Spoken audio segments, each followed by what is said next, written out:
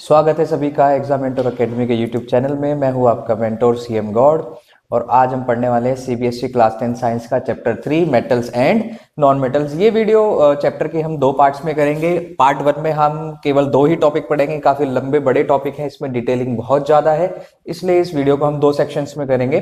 तो पार्ट 1 में हम कवर करेंगे physical properties of metal and non metal and part 2 में हम कवर करेंगे पार्ट 1 में ही कवर करेंगे और इसके बाद के सारे टॉपिक पार्ट 2 में इसके बाद करेंगे chemical properties and reactivity series.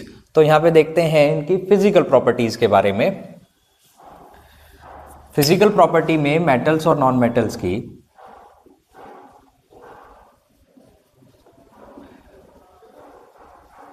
Metals are generally solid. इसमें एक्सेप्शन है मरकरी, जो लिक्विड होता है रूम टेम्परेचर पर। रूम टेम्परेचर से नीचे भी वो लिक्विड ही जनरली मिलता है। और मरकरी वो है जो हम थर्मोमीटर में या स्पिग्मोमैनोमीटर में या बारोमीटर में हम यूज करते हैं प्रेशर नापने के लिए, टेम्परेचर नापने के लिए। और जो नॉन मेटल है हमारे पास जनरली या तो सॉलिड होंगे या फिर होंगे गैसेस। बट एक एक्सेप्शन है हमारे पास, लिक्विड में हमारे पास नॉन मेटल होता है bromine. Bromine is a liquid. और सॉलिड का एग्जांपल है कि कार्बन के एलोट्रॉप्स हैं वो सारे सॉलिड होते हैं। गैसेस के एग्जांपल है हमारे पास के हाइड्रोजन, ऑक्सीजन, ये सभी गैसेस हैं। चलिए आगे बढ़ते हैं। इसमें सॉलिड के बाद सारे मेटल हार्ड होते हैं। हार्ड होते हैं, लेकिन इसमें भी एक्सेप्शन है। एक्सेप्शन क्या है कि भाई सोडियम, पोटेशियम, लिथियम ये ऐसे सॉफ्ट होते हैं कि इनको आप जो है चाकू से काट सकते हो। आपने देखा होगा कि जैसे आयरन को आप चाकू से नहीं काट सकते, उसके लिए जो है आयरन की सॉ अलग से आती है, उससे काट सकते हो। बट ये तीनों मेटल ऐसे हैं, इतने सॉफ्ट होते हैं कि इनको आप चाकू से काट सकते हैं, जैसे बटर काट रहे हो। जबकि नॉन मेटल भी सॉफ्ट ही होते हैं, गैसेस है तो उसको कट करने की बात आती नहीं है। सॉलिड में भी जो है इतने हार्ड नहीं होते जितने मेटल होते हैं। लेकिन इसका भी एक एक्सेप्शन है डायमंड।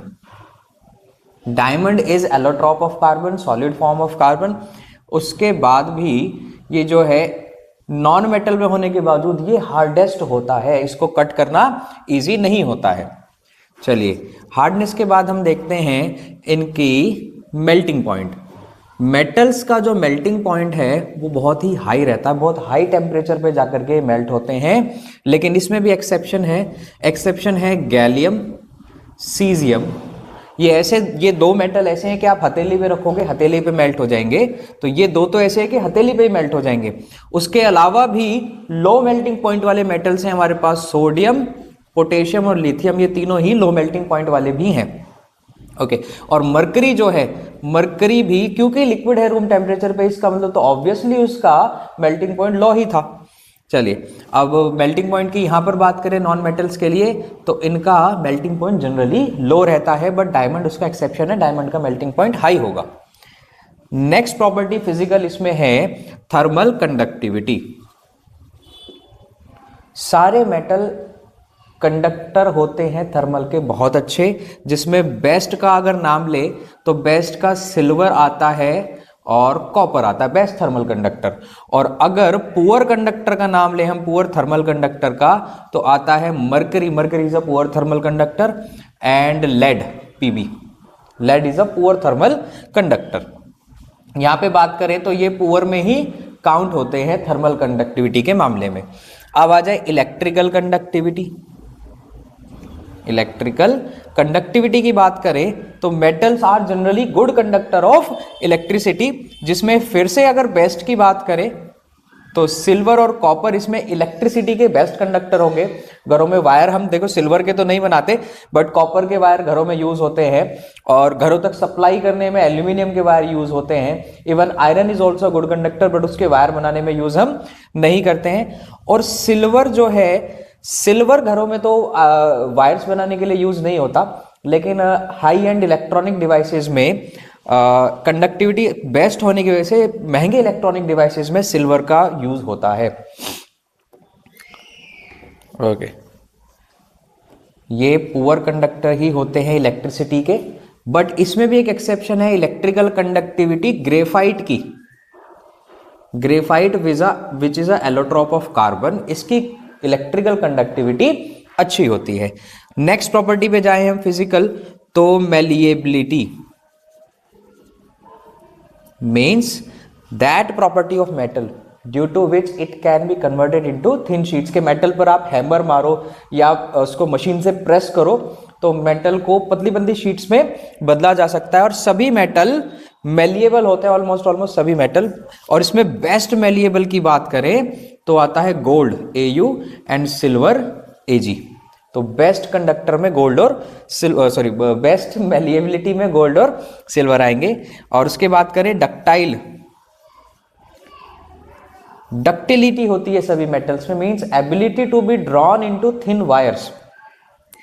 मेटल्स को खींच करके वो एकदम से ब्रेक नहीं होते, वो पतले वायर्स में कन्वर्ट हो सकते हैं। और इसमें अगेन अगर बेस्ट हम बात करें डक्टाइल बेस्ट होना, तो बेस्ट में गोल्ड आता है और गोल्ड के बाद आता है सिल्वर।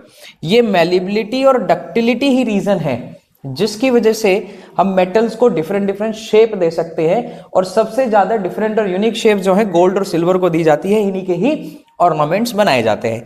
इसके ऑपोज में ये जो होते हैं नॉन मेटल, ये ब्रिटल होते हैं। गैसेस में तो हम मेलिबिलिटी या डक्टिलिटी की बात करेंगे नहीं, सेम बात लिक्विड में नहीं होती है। तो जो सॉलिड वाले नॉन मेटल हैं वो सारे कैसे होते हैं? ब्रिटल। आप उनको प्रेस करके उनको जो शीट में कन्वर्ट करना चाहोगे होंगे नहीं, वो टुकड़े में टूट जाएंगे, ब्रिटल होते हैं वो। जैसे कार्बन का इलेक्ट्रोड ग्रेफाइट हो गया या डायमंड हो गया, मान लो कोयला ही हो गया, उसमें आप प्रेशर अप्लाई करोगे तो वो टूट जाएगा। वो मेलिएबल ना तो मेलिएबल होता, ना डक्टाइल होता, ना तो वो वायर में आप उसको खींच सकते हो और ना ही उसकी शीट्स बना सकते हो, सीधा टूटेगा ही वो। चलिए, इसमें नेक्स्ट प्रॉपर्टी रहती है अपने पास मेटेलिक लस्टर। आप देखें मेटल का सरफेस अगर हम प्रॉपरली घिस दें तो उसमें शाइन आती है, बिल्कुल उसमें अपना फेस देख सकते हो। और ओल्ड टाइम में जो मिरर्स होते थे जो फेस देखने के लिए यूज करते थे, वो कॉपर को यूज करते थे कि कॉपर की शीट्स को इतना शाइन कर देते थे कि उसमें चेहरा जो है दिखने लगता था। तो मेटल्स में इतनी लस्टर होती है, मेटेलिक लस्टर होती है। अगर मान लो कोरोजन की वजह से मेटल थोड़ा सा खराब भी दिख रहा है तो आप उसको सरफेस को घिसो फाइन ग्रेटिंग से, और उसके बाद घिसने के बाद उसमें फिर से शाइन आ जाएगी। तो ये प्रॉपर्टी मेटल्स में सभी में होती है, जबकि नॉन मेटल नॉन लस्टरस होते हैं। Non metals are non lustrous. इसके बाद हम बात करें, अच्छा इसमें एक एक्सेप्शन आता है नॉन मेटल में कि एक ऐसा नॉन मेटल भी है जिसमें मेटेलिक लस्टर है, and that is iodine. Iodine exception है, आयोडीन में लस्टर होती है, उसमें चमक होती है। लास्ट प्रॉपर्टी फिजिकल की जो हम बात करेंगे वो है सोनोरस। सोनोरस मीन्स जब हम मेटल को उसको हिट करते हैं तेजी से किसी हैमर से या दूसरे मेटल से, तो एक रिंगिंग साउंड प्रोड्यूस होता है। देखिए अब यहाँ पे एक डिबेट होती है कि भाई ये जो हम लकड़ी को मारेंगे या उसको प्लास्टिक को हम हिट करेंगे तो साउंड तो उसमें प्रोड्यूस होता है। ये साउंड प्रोड्यूस होता है, but we are talking about ringing sound. जो झंकार वाली आवाज आती है वो केवल मेटल्स में आती है, तो मेटल्स आर सोनोरस। और जबकि विदाउट एनी एक्सेप्शन, कोई एक्सेप्शन नहीं है इसमें, non metals are non sonorous. चलिए, ये तो सभी फिजिकल प्रॉपर्टी है। इसमें आप चाहें तो एक फिजिकल प्रॉपर्टी और ऐड कर सकते हैं, that is density. Density, metals की जो डेंसिटी है वो हाई डेंसिटी होती है। केवल और केवल एक्सेप्शन है लो डेंसिटी वाले सोडियम, पोटेशियम एंड लिथियम। तो आप देखिए सोडियम, पोटेशियम, लिथियम कितने एक्सेप्शन में आ रहे हैं कि भी ये सॉफ्ट होते हैं, इनका मेल्टिंग पॉइंट भी लो होता है और इनकी डेंसिटी भी बाकी मेटल के कंपैरिजन में काफी कम आकी गई है। इवन ये जो लिक्विड है ना मरकरी लिक्विड मेटल, इसकी भी डेंसिटी काफी ज्यादा है, ऐसे लो डेंसिटी वाला नहीं है। ये बीइंग लिक्विड होने के बावजूद भी इसकी डेंसिटी हाई है। और सभी नॉन मेटल की जो डेंसिटी होती है वो लो डेंसिटी होती है। तो ये तो हमारी फिजिकल प्रॉपर्टीज कवर हो गई। इसमें आपको एक्सेप्शंस का काफी ध्यान रखना है। ओके अच्छा, इसमें कभी कभी क्वेश्चन आता है कि आपको दो सैंपल दिए गए हैं कि एक मेटल ए है एक मेटल बी है, तो आपको एक हैमर दिया गया है और बैटरी और वायर दिया गया है, बल्ब दिया गया है। तो आप कैसे कंफर्म करेंगे कि सैंपल ए और सैंपल बी मेटल है या नॉन मेटल है। देखिए आपको हैमर भी दिया गया है और बैटरी और बल्ब भी दिए गए हैं। तो अगर आप बैटरी, बल्ब और वायर की जगह उस मेटल के सैंपल को यूज करोगे, तो अगर बल्ब ग्लो कर रहा है तो वो मेटल हो सकता है, because metals are good conductor. लेकिन उसमें एक एक्सेप्शन भी है कि भाई वो सैंपल ग्रेफाइट भी हो सकता है। तो अगर दोनों केस में बल्ब जल रहा है, देखिए अगर एक केस में बल्ब जल रहा है, एक में नहीं जल रहा है, तो जिसमें जल रहा है वो मेटल है, जिसमें नहीं जल रहा है वो नॉन मेटल है, हो सकता है।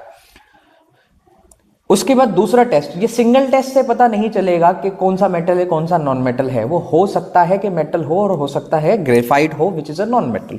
तो आप क्या करेंगे, जो हैमर आपको दिया गया है, हैमर से हिट करके देखेंगे कि भाई अगर वो टूट गया तो वो ग्रेफाइट था, वो नॉन मेटल था। कंडक्टर होने के बावजूद भी वो जो है ग्रेफाइट था, नॉन मेटल था, तो वो मेटल नहीं था। और अगर वो टूटा नहीं और शीट में पतला होता चला गया, या वो टूटने की वजह से वो पतला पतला पतला होता चला गया हैमर से हिट करने पर, तो वो कंफर्म है कि मेटल है। ठीक है, तो एक अकेले टेस्ट से हम नहीं बता सकते, हमें दोनों टेस्ट की रिक्वायरमेंट होती है। अच्छा, ये कभी कभी क्वेश्चन आता है, why metals are good conductor. Metal good conductor इसलिए होते हैं कि मेटल का जो स्ट्रक्चर होता है, एटम्स की बॉन्डिंग आपस में, there are many free electrons. जो इलेक्ट्रॉन्स होते हैं वो न्यूक्लियस से लूजली हेल्ड होते हैं, थोड़ी सी एनर्जी देने पर ही वो कंडक्ट करने लग जाते हैं, अपनी ऑर्बिट छोड़ करके वो एक डायरेक्शन में फ्लो करने लग जाते हैं। इस कारण से मेटल्स आर गुड कंडक्टर। चलिए नेक्स्ट टॉपिक हम अपना कवर करते हैं, केमिकल प्रॉपर्टीज।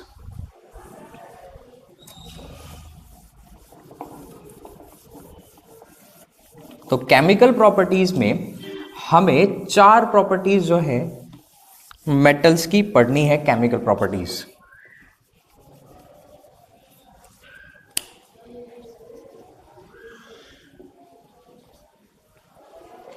चार प्रॉपर्टी कौन कौन सी?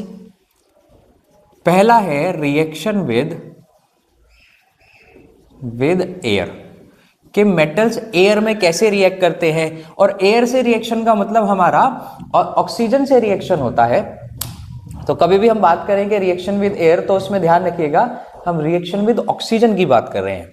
तो ये रिएक्शन करा करके हम देखना चाहते हैं कि क्या सभी मेटल एक जैसा रिएक्ट करते हैं, एक जैसे कंपाउंड बनाते हैं, केमिकल प्रॉपर्टी सिमिलर है उनकी, डिससिमिलर है, कैसी है, उनका रिएक्शन फास्ट है या स्लो है, सभी का एक जैसा है या डिफरेंट है। ये सारी चीज हम उसमें एसेस करेंगे। सेकंड आता है हमारा रिएक्शन विद वाटर। सेम हम देखना चाहेंगे कि मेटल वाटर के साथ सभी सेम स्पीड से रिएक्ट करते हैं, डिफरेंट रिएक्ट करते हैं, सेम कंपाउंड बनाते हैं या डिफरेंट कंपाउंड बनाते हैं। ये सब हम देखने की कोशिश करेंगे। थर्ड आता है रिएक्शन विद एसिड्स। मेटल का एसिड के साथ रिएक्शन हम चैप्टर 2 में भी पढ़ चुके हैं, एसिड बेस एंड सॉल्ट में, तो हम वहीं से ही इसको दोबारा कनेक्ट करने की कोशिश करेंगे। और एक एक्सेप्शन है, हम उसको भी डिस्कस इसमें करेंगे। And then reaction with other metal salts, कि भाई दूसरे मेटल सॉल्ट्स के साथ ये किस तरह से रिएक्ट करते हैं मेटल्स। चलिए तो इसको वन बाय वन हम स्टडी करते हैं। इसमें थोड़ा सा ध्यान से सुनिएगा कि सारी चीज तो हम बोर्ड पे नहीं लिख सकते, तो ध्यान से सुनिएगा हम क्या कह रहे हैं, और आप साथ के साथ चाहे नोट्स बना सकते हैं या रिवाइज भी कर सकते हैं। रिएक्शन विद एयर सबसे पहले। चलिए रिएक्शन विद एयर में मेटल ऑक्सीजन के साथ रिएक्ट करके सिंपल है कि मेटल ऑक्साइड बनाएगा। मेटल ऑक्साइड का सभी मेटल का फॉर्मूला डिफर होगा, सभी मेटल में सेम फॉर्मूला नहीं आता है। और मेटल ऑक्साइड का नेचर सेम है लगभग सबका इन जनरल, कि ये बेसिक नेचर के होते हैं।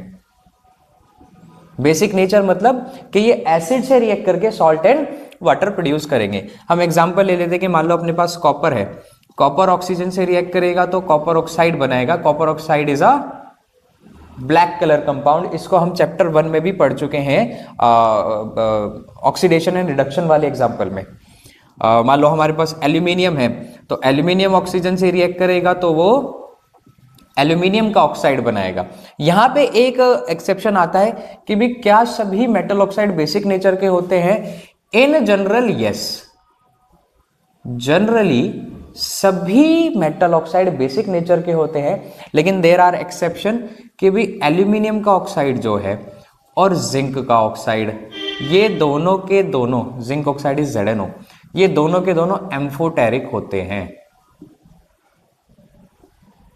Amphoteric oxides are those oxides which can react with acid as well as base to give salt and water। ये एसिड के साथ भी सॉल्ट एंड वाटर देते हैं, ये बेस के साथ भी सॉल्ट एंड वाटर देते हैं, तो ये दोनों ही नेचर के हो गए, इसलिए इनको एम्फोटेरिक ऑक्साइड्स कहते हैं। सिर्फ aluminium oxide and zinc oxide की हम बात करें, ये दोनों ही एम्फोटेरिक के एग्जाम्पल है। तो देख लेते हैं जरा, अगर एल्यूमिनियम ऑक्साइड एसिड HCl के साथ रिएक्ट करेगा तो क्या बनाएगा, सॉल्ट बनाएगा, AlCl3 एंड वाटर बनेगा। ऐसे ही अगर aluminium, same aluminium oxide NaOH which is a base, NaOH के साथ रिएक्ट करेगा तो ये बनाएगा NaAlO2 एंड वाटर। तो ये दोनों ही सॉल्ट हैं, और ये एग्जाम्पल आप ध्यान रखेंगे, ये हालांकि इस पे क्वेश्चन बहुत कम आते हैं, लेकिन मेटल ऑक्साइड का बेस के साथ एग्जांपल आपकी पूरी एनसीईआरटी में बहुत ज्यादा नहीं है, तो इसलिए इसका ध्यान रखेंगे, क्या पता इस पर कभी क्वेश्चन पूछ ले। सॉल्ट बनता है सोडियम एल्यूमिनेट, एसिड से भी ये रिएक्ट कर रहा है, बेस से भी रिएक्ट कर रहा है to give salt and water. Salt obvious है कि वो दोनों डिफरेंट बनेंगे, सेम नहीं बनेंगे, बट इस तरह की रिएक्शन की वजह से ही एल्यूमिनियम ऑक्साइड और same zinc oxide are amphoteric oxides. अब बात करते हैं कि क्या ये सभी मेटल सेम स्पीड से रिएक्ट करते हैं, तो देखते हैं जरा।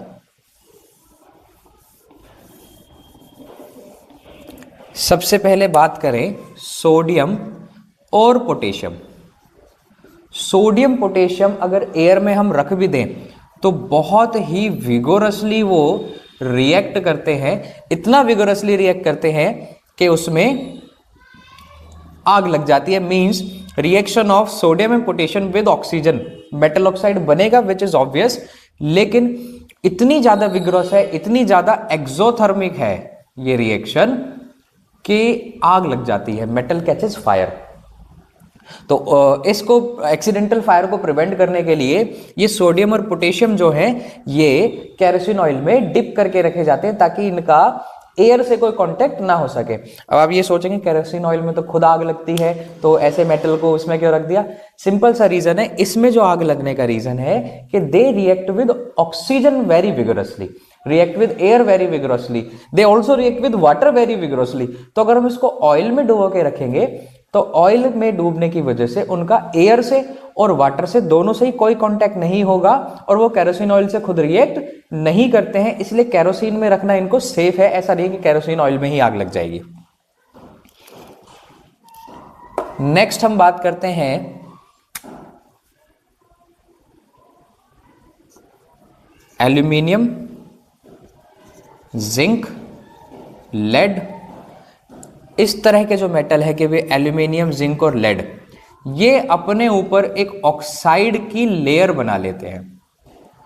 ये मेटल अपने ऊपर ऑक्साइड की एक लेयर बना लेते हैं और उस लेयर से फायदा ये है that oxide layer prevent further oxidation. For example आप एल्यूमिनियम को हवा में छोड़ दो कुछ समय के लिए, कुछ दिनों के लिए, तो उसके ऊपर एल्यूमिनियम ऑक्साइड की लेयर चढ़ जाएगी। अब वो जो लेयर है वो एक प्रोटेक्शन का काम करेगी, उस प्रोटेक्शन से अंदर का जो मेटल है, उस ऑक्साइड के लेयर के अंदर जो मेटल है वो बिल्कुल सेफ रहेगा। सेम जिंक ऑक्साइड की लेयर से जिंक प्रोटेक्टेड रहेगा, लेड ऑक्साइड की लेयर से लेड प्रोटेक्टेड रहेगा। तो इस लेयर से ये प्रोटेक्ट हो जाते हैं। जो एल्यूमिनियम के बर्तन होते हैं उनमें एक प्रोसेस का हम यूज करते हैं कॉल्ड एनोडाइजिंग। उन बर्तनों को हम ऑक्सीडाइज कराते हैं, उस मेटल को, एल्यूमिनियम के बर्तन को हम ऑक्सीडाइज कराते हैं, जिससे उस पर एक एल्यूमिनियम ऑक्साइड की एक मोटी लेयर आ जाती है। उस मोटी लेयर को हम पॉलिश करके शाइन कर देते हैं। तो आप देखेंगे मार्केट में जो एल्यूमिनियम के बर्तन रखे होते हैं बड़े शाइनी होते हैं, एक्चुअली में वो एल्यूमिनियम की पॉलिश नहीं है, वो एल्यूमिनियम ऑक्साइड के ऊपर पॉलिश है, और जिससे वो जो एल्यूमिनियम मेटल है वो प्रोटेक्टेड है उसके अंदर, ऑक्साइड लेयर के अंदर। अब बात करें आयरन की, तो आयरन तो उसको ऑक्सीजन से रिएक्ट नहीं कर रहा, आप उसको हीट कर दो तो भी नहीं कर रहा, हीट करने के बाद भी वो आयरन ऑक्साइड नहीं बना रहा है। लेकिन अगर आप ले आयरन की फिलिंग्स, आयरन की फिलिंग्स लें तो उसको सीधा आग पे फेंकें तो वो एक स्पार्कल के साथ विगोरसली जलता।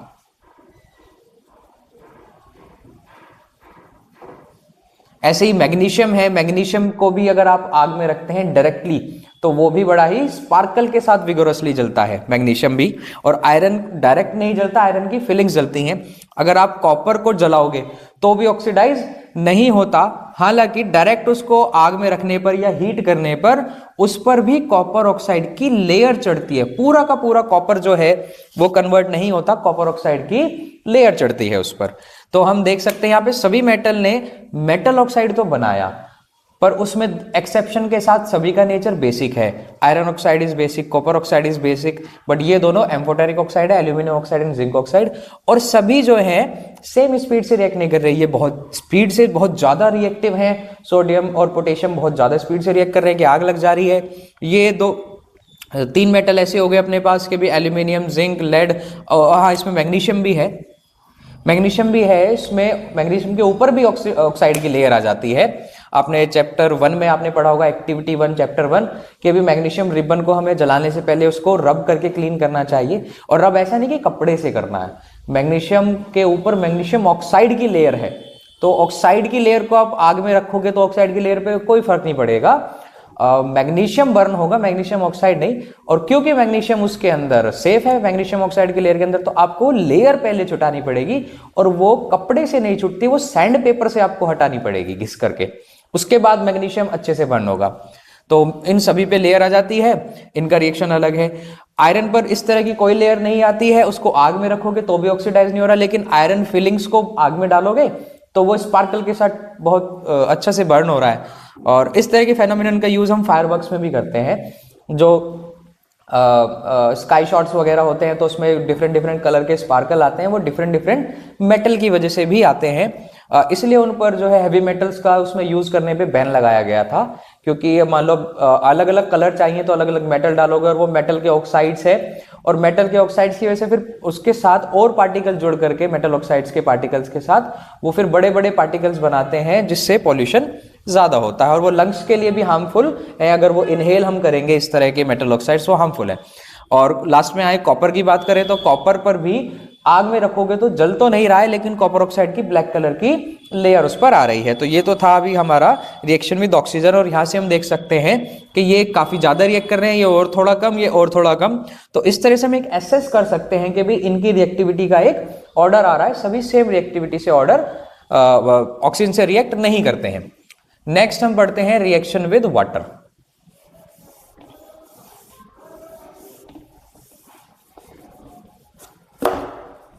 रिएक्शन विद वाटर, मेटल जब वाटर के साथ रिएक्ट करते हैं, H2O के साथ रिएक्ट करते हैं, तो हमें मिलेगा मेटल ऑक्साइड। इस केस में भी हमें मेटल ऑक्साइड मिलेगा, लेकिन जो हमारा मेटल ऑक्साइड है क्योंकि वो वाटर में ही है, तो वाटर में ही बनेगा, कोई निकल के बाहर तो आएगा नहीं, तो वाटर में रिएक्ट करने की वजह से वो मेटल हाइड्रोक्साइड में कन्वर्ट हो जाएगा। इनिशियली बना तो मेटल ऑक्साइड ही था, लेकिन वो वाटर में बना था, इसलिए वो मेटल हाइड्रोक्साइड में कन्वर्ट हो गया। तो हमें फाइनल प्रोडक्ट मेटल हाइड्रोक्साइड मिलेगा अगर हम वाटर से रिएक्ट करा रहे हैं। तो देखते हैं क्या सभी की रिएक्शन सेम आती है। अब एक्सपेरिमेंट्स करके देखें कि भी सोडियम और पोटेशियम, अगर इनकी हम रिएक्शन करा रहे हैं वाटर से, तो sodium hydroxide NaOH, potassium hydroxide KOH, ये बन रहा है। But this reaction is highly exothermic. Metal hydroxide, metal oxide and hydrogen gas, yes.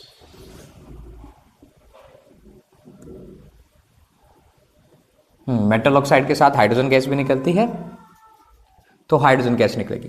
अब इन दोनों रिएक्शन में इतनी ज्यादा हीट निकलती है सोडियम और पोटेशियम के केस में कि जो हाइड्रोजन गैस लिबरेट हुई है, ये हाइड्रोजन गैस में आग लग जाती है। तो एक जादू की तरह है कि इस मेटल को अगर पानी में डालो तो पानी में से आग निकलती हुई नजर आएगी, जिसका रीजन है कि जो हाइड्रोजन गैस निकल रही थी वो उस हीट की वजह से फायर कैच कर लेती है, तो पानी में भी आग लग जाती है। तो यहाँ पे फिर से इन्होंने दिखाया कि बहुत विगोरसली ये वाटर से भी रिएक्ट करते हैं। और ये कोल्ड वाटर से भी रिएक्ट करते हैं। ऐसा नहीं कि इनको नॉर्मल वाटर देना, आप ठंडे पानी में भी रखोगे तो सेम रिएक्शन आएगी। ऐसे ही इनके बाद आता है कैल्शियम। कैल्शियम भी कोल्ड वाटर के साथ रिएक्ट करेगा और कैल्शियम हाइड्रोक्साइड बनेगा, हाइड्रोजन गैस निकलेगी और हीट निकलेगी। लेकिन ये हीट इतनी ज्यादा नहीं है कि इस हाइड्रोजन में आग लग जाए। एक्सोथर्मिक रिएक्शन है बट इतनी ज्यादा नहीं है। और इस कैल्शियम के केस में एक खास चीज और होती है, दैट कैल्शियम स्टार्ट्स फ्लोटिंग। हमने कोई बहुत ज्यादा बड़ा पीस हम उसमें नहीं डालते हैं, सैंपल एक्सपेरिमेंट में सैंपल के तौर पे छोटे पीस डाले जाते हैं। तो जैसे ही कैल्शियम कोल्ड वाटर से या नॉर्मल वाटर से भी रिएक्ट करेगा तो हाइड्रोजन बबल फॉर्म होंगे और वो हाइड्रोजन बबल कैल्शियम के सरफेस से ही चिपक जाते हैं। सरफेस से चिपकने की वजह से कैल्शियम जो है, कैल्शियम का वो सैंपल जो है वो फ्लोट करना स्टार्ट कर देता है। सेम फ्लोटिंग का मैकेनिज्म मैग्नीशियम में भी होता है। सेम हाइड्रोजन बबल्स जो है फॉर्म होते हैं वो मैग्नीशियम से स्टिक हो जाते हैं। मैग्नीशियम हाइड्रोक्साइड फॉर्म होगा, मैग्नीशियम फ्लोट करने लगेगा साथ के साथ ही। यहां पर जो मैग्नीशियम है वो कोल्ड वाटर से रिएक्ट नहीं करता, वो हॉट वाटर से रिएक्ट करता है to give magnesium hydroxide and hydrogen. अब मैग्नीशियम के बाद हमने रिएक्शन कराया एल्यूमिनियम का, आयरन का, तो ये दोनों के दोनों ही ना तो कोल्ड वाटर से रिएक्शन हुआ ना हॉट वाटर से रिएक्शन हुआ, ये दोनों ही हाइड्रोजन H2O स्टीम, भाप से इन्होंने रिएक्शन किया, स्टीम से रिएक्शन किया, ना हॉट वाटर से ना कोल्ड वाटर से। इस रिएक्शन में आप एक चीज नोट करें कि क्योंकि यहां पर वाटर नहीं दिया हमने लिक्विड स्टेट में, तो मेटल ऑक्साइड ही बनेगा। मेटल ऑक्साइड वाटर से रिएक्ट नहीं कर पाएगा, हाइड्रोक्साइड नहीं बनेगा, तो केवल मेटल ऑक्साइड। इस केस में एल्यूमिनियम ऑक्साइड Al2O3 और इस केस में आयरन ऑक्साइड Fe3O4 और हाइड्रोजन गैस दोनों में निकलेगी। अब उसके बाद हमने रिएक्शन करा के देखा कि भाई कॉपर का रिएक्शन हो पा रहा है क्या? नहीं जी, कॉपर वाटर के साथ रिएक्ट नहीं करता। गोल्ड सिल्वर वाटर के साथ रिएक्ट नहीं करते। ये जो गोल्ड और सिल्वर है इनका नेचर है, ये बहुत ही कम रिएक्टिव होते हैं और कम रिएक्टिव होने के चलते नेचर में ये नेटिव स्टेट में मिलते हैं। नेटिव स्टेट से मतलब है आपको कभी गोल्ड के ऑक्साइड, गोल्ड के सल्फाइड, गोल्ड के कार्बोनेट ये फॉर्म में नहीं मिलेगा। गोल्ड आपको सिर्फ गोल्ड की ही फॉर्म में मिलेगा, प्योर गोल्ड की फॉर्म में। थोड़ा सा रिफाइनिंग प्रोसेस जरूर हो सकता है बट वो मोस्टली नेटिव स्टेट में मिलेगा। हम प्योर स्टेट में नहीं बोल रहा हूँ, नेटिव स्टेट में बोल रहा हूँ। किसी ऑक्साइड, सल्फाइड, कार्बोनेट से रिएक्ट करने पर कि रिएक्शन की फॉर्म में नहीं मिलेगा, वो किसी कंपाउंड की फॉर्म में नहीं मिलेगा, केवल गोल्ड ही मिलेगा। रीजन है कि वो बहुत कम रिएक्टिव है गोल्ड और सिल्वर। और ये दो तीन प्रॉपर्टी एक साथ मिलती हैं गोल्ड और सिल्वर की कि भी हाईली मैलिएबल है, हाईली डक्टाइल है और बहुत ज्यादा रिएक्टिव नहीं है। इस कारण से इनके जो ऑर्नामेंट्स हैं वो बनाना इजी होता है। इनके ऑर्नामेंट्स ही प्रेफर करते हैं लोग। एक तो ये इतने कम अमाउंट में है कि कॉस्टली है, थोड़ा सा कोई गहने पहने तो कॉस्टली पहनने में अच्छा लगता है, ये तो चलो सेकेंडरी रीजन है। लेकिन क्योंकि ये बहुत कम रिएक्टिव है तो कोरोड नहीं होते, हाईली मैलिएबल है, आप इन्हें कोई भी शेप दे सकते हो, हाईली डक्टाइल है कि आप इसको कितना भी लंबा खींच सकते हो। इवन गोल्ड की खासियत है कि 1 ग्राम गोल्ड से आप 2 किलोमीटर लंबा वायर आप उससे बना सकते हो, इतना पतला वो, इतना हाईली डक्टाइल है वो। तो इन तीन प्रॉपर्टी, मैलिएबल, डक्टिलिटी और लो रिएक्टिविटी, इन तीनों की वजह से गोल्ड और सिल्वर के ऑर्नामेंट्स हम देखते हैं कि काफी ज्यादा मात्रा में बनाए जाते हैं। लोग इन्हीं के ऑर्नामेंट्स ही प्रेफर करते हैं। यहाँ पे आए अब वापस इस पे तो हम देखें फिर से, सोडियम पोटेशियम ने काफी ज्यादा तेजी से रिएक्ट किया, कैल्शियम ने थोड़ा और कम, मैग्नीशियम ने कोल्ड वाटर से रिएक्ट नहीं किया तो हॉट वाटर से किया, इन्होंने हॉट वाटर से भी नहीं किया, स्टीम से किया। और इनके बाद आप कॉपर आ जाए, लेड आ जाए, मरकरी आ जाए, इन्होंने तो टोटली रिएक्ट किया ही नहीं, ना तो हॉट वाटर, ना कोल्ड वाटर, ना स्टीम से। तो हम एक ऑर्डर लगा सकते हैं कि भी ये ज्यादा रिएक्टिव आ रहे हैं, ये थोड़ा मिडल में है, ये और कम रिएक्टिव है। कॉपर, सिल्वर, सिल्वर और गोल्ड ये सब जो है और कम रिएक्टिव है। तो एक अंदाजा हम यहां से लगा सकते हैं order of reactivity of metal का। लेकिन अभी भी कहना कंफर्म नहीं होगा कि भी कौन ज्यादा रिएक्टिव है। तो अभी 2 रिएक्शन, केमिकल रिएक्शन और बचे हैं, हम वो वाले देख लेते हैं, उसके बाद हम डिसाइड करेंगे।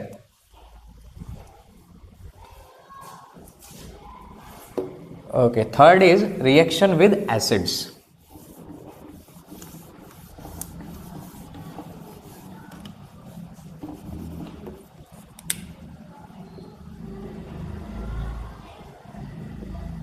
रिएक्शन विद एसिड, कभी भी मेटल एसिड के साथ रिएक्ट करे तो सॉल्ट मिलेगा, सॉल्ट बनेगा और हाइड्रोजन गैस। ये वाला हम पढ़ चुके हैं already chapter 2 acid base and salt में, कि जैसे ही कोई जिंक मेटल उसमें सैंपल के तौर पे डाला था हाइड्रोक्लोरिक एसिड में, तो हाइड्रोजन गैस लिबरेट हुई थी और उस हाइड्रोजन गैस को सोप सॉल्यूशन में पास करके हमने उसके बबल फॉर्म किए थे, और बबल के पास जलती हुई कैंडल लेकर के गए थे, वो पॉप साउंड के पट की आवाज के साथ वो फटा था, तो हमें कंफर्म हो गया था कि भी इसमें कोई और नहीं हाइड्रोजन गैस है विच इज हाईली फ्लेमेबल, इसलिए वो बबल का साउंड ज्यादा आया, अदरवाइज इतना साउंड नहीं आता। तो यहाँ पे सॉल्ट कौन सा बनेगा, हाइड्रोजन तो लिबरेट हो गई, सॉल्ट बनेगा ZnCl2, जिंक क्लोराइड यहाँ पर सॉल्ट बनेगा। चलिए अब इसमें ऑर्डर ऑफ रिएक्टिविटी की बात करें तो हमने देखा सोडियम और पोटेशियम बहुत ही ज्यादा रिएक्टिव है, ये पहली 2 रिएक्शन से कंफर्म हो चुका है। जो हवा और पानी में भी आग लगा रहे हैं तो समझदारी नहीं है उनको एसिड के साथ रिएक्ट कराना, वो तो कंफर्म है कि वो नंबर 1 और 2 स्टेट में लाइन में नंबर 1 और 2 पोजीशन पर वो आएंगे रिएक्टिविटी में। उसके बाद के मेटल्स अगर हम देख लें तो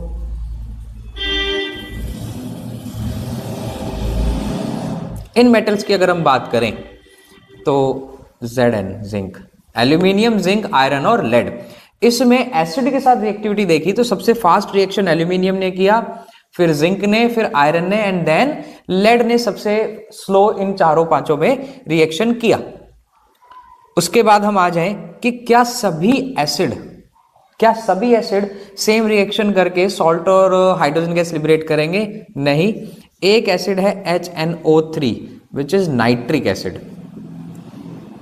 नाइट्रिक एसिड मेटल्स के साथ रिएक्शन करके हाइड्रोजन गैस लिबरेट नहीं करता। मैं ये नहीं कह रहा हूं कि रिएक्ट नहीं करता, मैं ये कह रहा हूं does not liberate hydrogen gas. उसका सिंपल सा रीजन है कि nitric acid is a strong oxidising agent,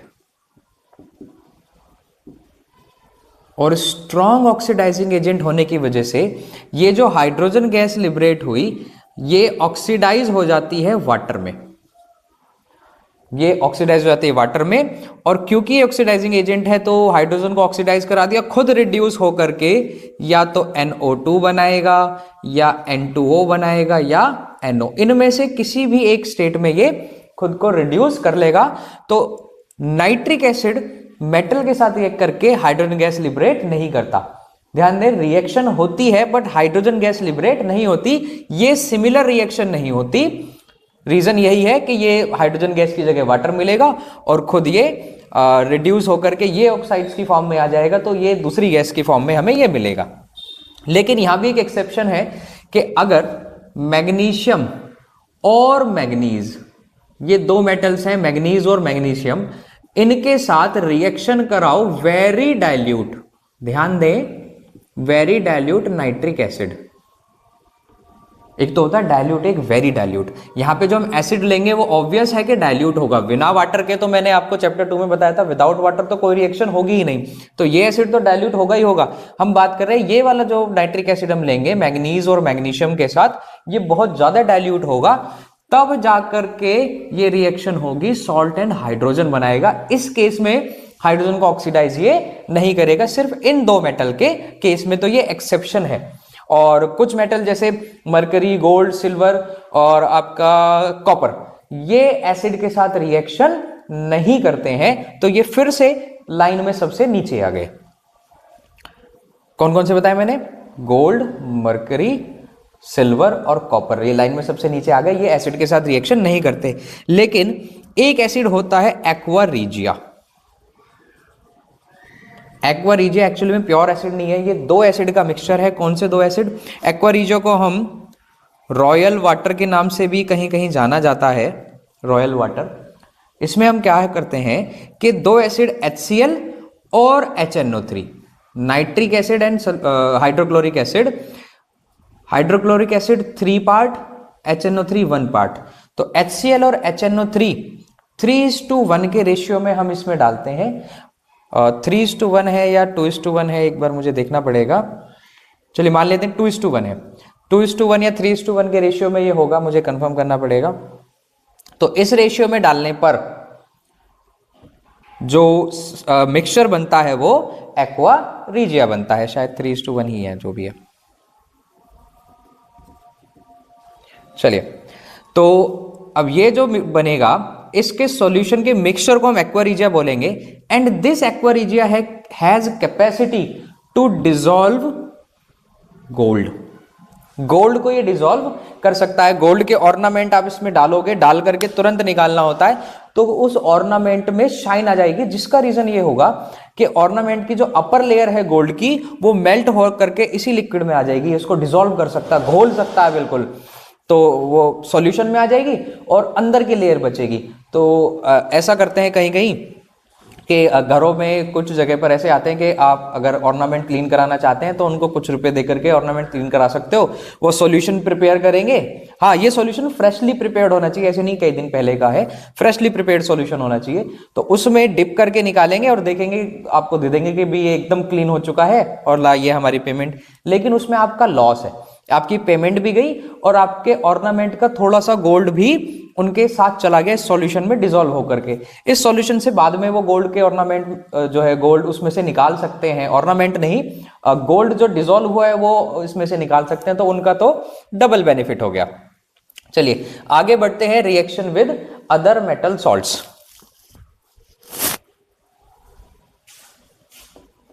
fourth chemical property हमारी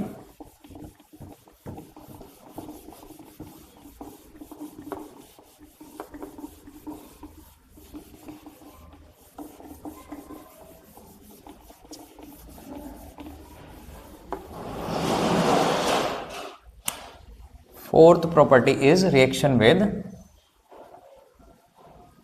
other metal salt। देखिए, अदर मेटल सॉल्ट जैसे कि भी मेरे पास है कॉपर सल्फेट। कॉपर सल्फेट का मैंने बताया था ये ब्लू कलर का होता है, इसका एक्वा सॉल्यूशन भी ब्लू कलर का होगा। रिएक्शन कराया जिंक के साथ, तो यहां पे हमने पाया कि भी इसका कलर चेंज हो गया। कलर चेंज का रीजन था कि जिंक सल्फेट बना और कॉपर अलग से उस जिंक के सैंपल के ऊपर डिपॉजिट हो गया। तो यहां पे हम कलर चेंज ऑब्जर्व करेंगे, जिससे ये रिएक्शन हो सकती है। आपने ये same reaction chapter 1 displacement reaction में पढ़ी होगी, तो this is also displacement reaction. या आयरन के साथ रिएक्ट कराएं कॉपर सल्फेट को, तो भी ये आयरन सल्फेट में कन्वर्ट होगा, which is light green in colour, copper sulphate is blue, और कॉपर उस आयरन सैंपल के ऊपर डिपॉजिट हो जाएगा। इसमें एक एक्टिविटी भी दे रखी है कि अपने पास एक टेस्ट ट्यूब में हमने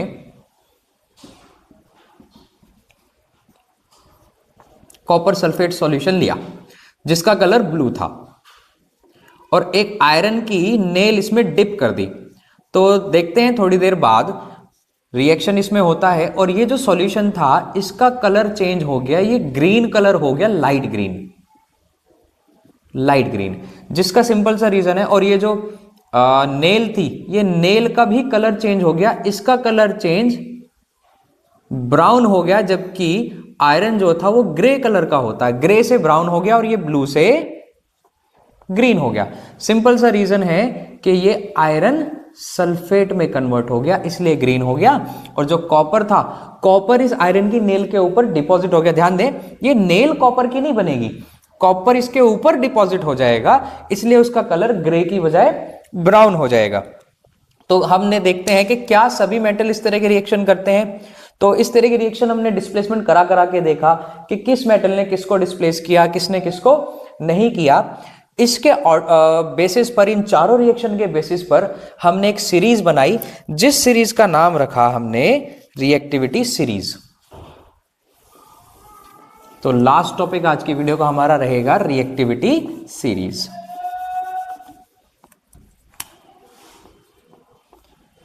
रिएक्टिविटी सीरीज में चारों केमिकल प्रॉपर्टीज को देखते हुए कि भी किस मेटल ने फास्ट रिएक्शन किया, किसने स्लो किया, एक हमने सीरीज बनाई जिसमें सबसे ऊपर रखा गया पोटेशियम, फिर sodium, calcium,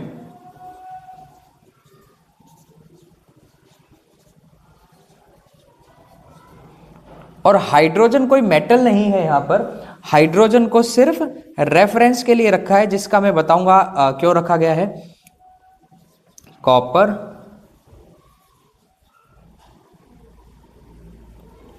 Ag silver and last में गोल्ड। तो देखें जरा ये सीरीज क्या डिपिक्ट कर रही है। हाइड्रोजन हमने रेफरेंस के लिए लगाया है। मैंने बताया था आपको पहले भी कि मेटल की एसिड के साथ जो रिएक्शन होती है वो एक तरह की डिस्प्लेसमेंट रिएक्शन होती है। तो आप यहां से देख सकते हैं, मैंने बताया था कॉपर, मरकरी, सिल्वर, गोल्ड, ये एसिड से रिएक्ट नहीं करते तो ये हाइड्रोजन को डिस्प्लेस नहीं कर सकते। तो ये चारों हाइड्रोजन से नीचे आ रहे हैं, इसका मतलब ये एसिड से रिएक्ट नहीं करेंगे। तो इस तरह से रेफरेंस के तौर पर लगाया गया है। हाइड्रोजन से ऊपर के जितने भी मेटल हैं ये सभी एसिड से रिएक्ट कर जाएंगे और इसमें एक्टिविटी ऊपर की तरफ इंक्रीज हो रही है। मेटल हाई रिएक्टिव में पोटेशियम, फिर सोडियम, फिर कैल्शियम, मैग्नीशियम, और ये ऑर्डर है रिड्यूस्ड रिएक्टिविटी की तरफ ये नीचे जा रहे हैं।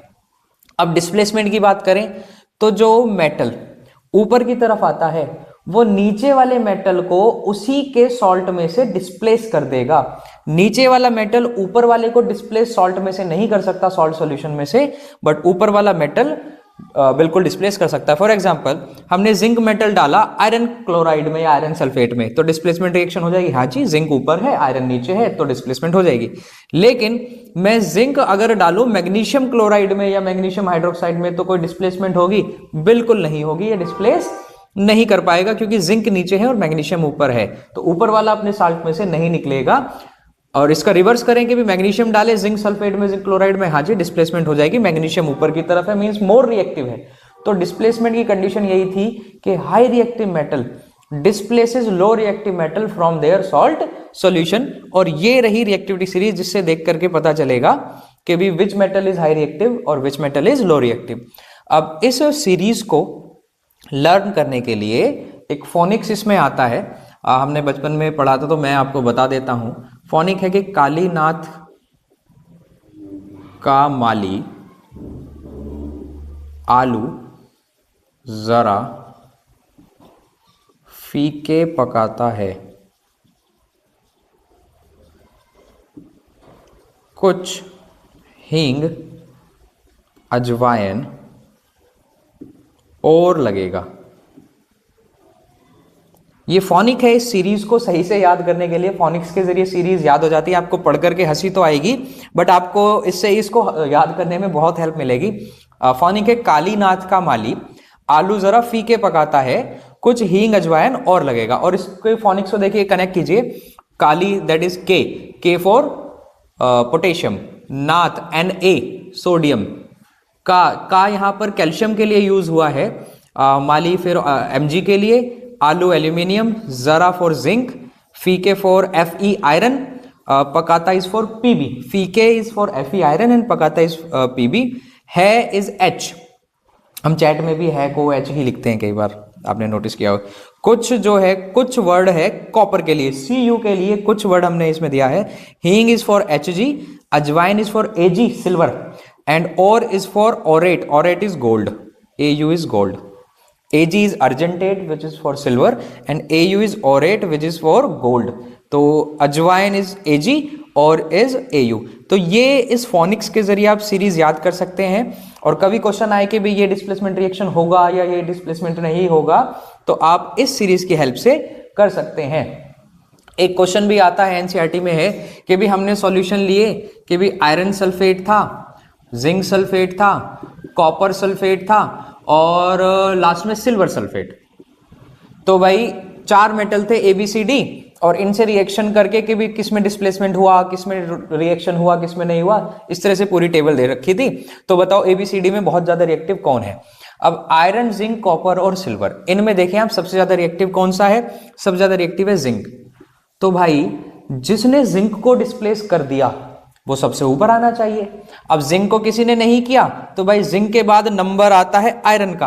तो जिंक के बाद जिसने आयरन सल्फेट में से आयरन को डिस्प्लेस कर दिया उसका नंबर सबसे ऊपर आना चाहिए। वो उन चारों में ABCD में सबसे ज्यादा रिएक्टिव होना चाहिए। भैया तो सबसे ज्यादा वाले स्ट्रॉन्ग वाले को डिस्प्लेस कर दे तो वो सबसे ऊपर आएगा, उसको कोई नहीं कर रहा है तो भाई सेकंड स्ट्रॉन्ग देखो, इसको जिसने कर दिया वो सबसे ज्यादा रिएक्टिव हो जाएगा।